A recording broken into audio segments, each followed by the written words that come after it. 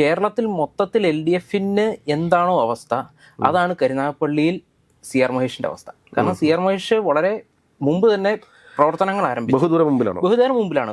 മണ്ഡലത്തിലെ മുഴുവൻ മതിലുകളും എഴുതി തീർത്തിട്ടുണ്ട്, ഫ്ലെക്സുകൾ വെച്ചിട്ടുണ്ട്, പോസ്റ്ററുകൾ പതിപ്പിച്ചിട്ടുണ്ട്. ഇലക്ഷൻ ഡിക്ലറേഷൻ വന്നപ്പോൾ മുതൽ അതിന് മുമ്പ് തന്നെ പുള്ളി പ്രചാരണ രംഗത്തുണ്ട്.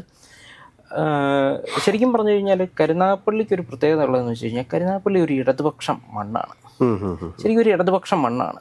ബേബി ജോൺ മുതൽ ഉള്ള ആൾക്കാർ ഇടതുപക്ഷത്തിൻ്റെ ഭാഗമായിട്ട് വന്ന് ആണ്.